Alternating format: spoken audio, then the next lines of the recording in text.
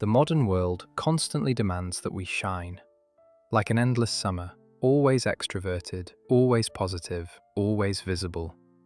A crowded scene where shop windows glitter, sounds collide, and everyone tries to capture their most beautiful photo under the sun. Most people chase this light. They see every ray of sunshine as a source of life. For them, warmth itself is happiness. And then there are the others, those who seek the shadows even when the sun stands at its highest. While everyone else chirps, "What beautiful weather!" they quietly wait for grey clouds to gather on the horizon. They are the ones who don't shiver when the first cold wind touches their skin, but instead take a deep breath and whisper, "Finally." When they open the curtains in the morning, that foggy grey sky brings not gloom, but a strange sense of peace. When rain taps against the window, when the world grows quieter, when the soft silence of snow swallows the city, that is when they truly feel at home. Maybe you know someone like this, the person whose eyes shine a little brighter on winter days, when everyone else's energy drops. Or maybe that person is you, listening to these words right now. But why? If human nature is biologically drawn to light and warmth, why do some souls find comfort in cold and darkness? Is this merely a seasonal preference, or a quiet call rising from the depths of the soul? From the outside, the labels society attaches to people who love winter are often harsh. They are seen as melancholic, depressive, cold, or pessimistic. How can you be happy when the weather is so gloomy? Is one of the questions they hear most throughout their lives. People assume winter lovers reject happiness, that they somehow feed on sadness. But this is a very shallow reading. The truth is this: loving winter is not a sign of unhappiness. It is a mechanism of protection and repair. These are souls exhausted by the modern world's overstimulation, noise, and constant demands. Summer is the season where everything is exposed, where there is nowhere left to hide, where social pressure peaks. For winter lovers, cold weather is a permission slip. Permission to stay inside, permission not to socialize, permission to turn inward and remain safe there. They don't love winter because they are gloomy, but because it is the only time they can truly turn the volume of the world down. This is not a preference, it is a need. Let's go a little deeper and look through the lens of psychology. In the inner world of people who love winter, concepts like sensory sensitivity or low stimulation needs often stand out. Summer means bright lights, loud sounds, sweaty crowds, and intense smells. For a sensitive nervous system, this is a constant state of alarm. It's as if dozens of browser tabs are left open in your mind, all playing sound at the same time. Winter, on the other hand, is nature's mute button. When snow falls, sound is physically absorbed and softened. The peace winter lovers seek lies precisely in this sense of an acoustic refuge.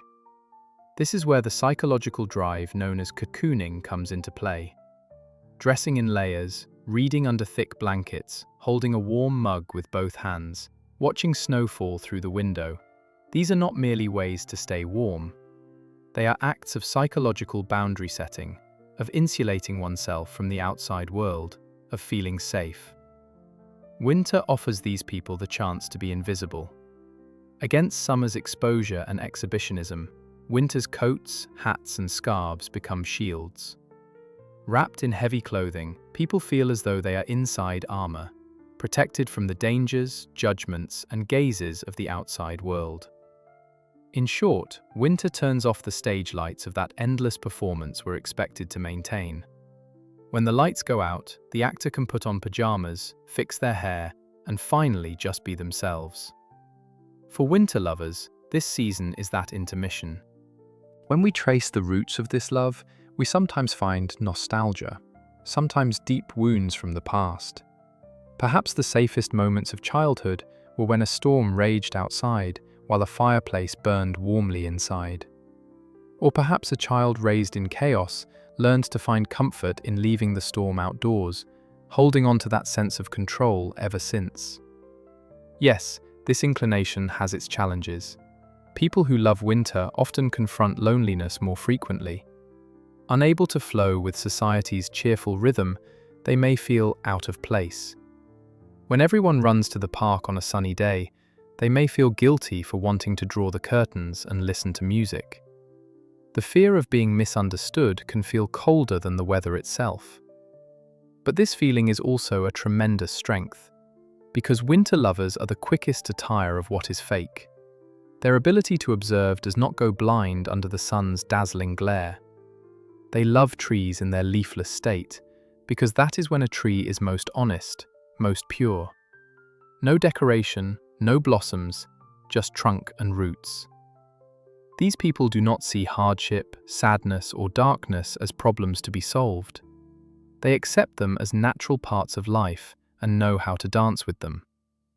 A mind capable of descending into winter's depths can walk through the dark corridors of its own inner world without getting lost. This is a depth of insight and resilience not everyone possesses. If you find peace while gazing at a grey sky, know this: your soul is in harmony with nature's cycle of rest. Modern society demands constant growth, constant harvest, constant motion. But nature doesn't work that way. Nature needs winter. The soil needs rest. The seed needs to be nourished in darkness. The tree needs to pull its energy back into its roots. Your love for winter is a reflection of this ancient wisdom. You are among those who know that life is not only about blooming, that sometimes simply pausing and rooting is the greatest act of all. So don't see your melancholy as a flaw. Your coldness is, in truth, compassion toward yourself. Your darkness is the backdrop that allows you to see your inner light more clearly. Let the wind howl outside. Let the rain strike the windows. Wrap yourself in a blanket, sip your warm drink, and savor that deep, quiet, safe winter garden within you. Because the world is noisy enough, and your silence is the most precious melody lost in that noise. This is your season. Welcome.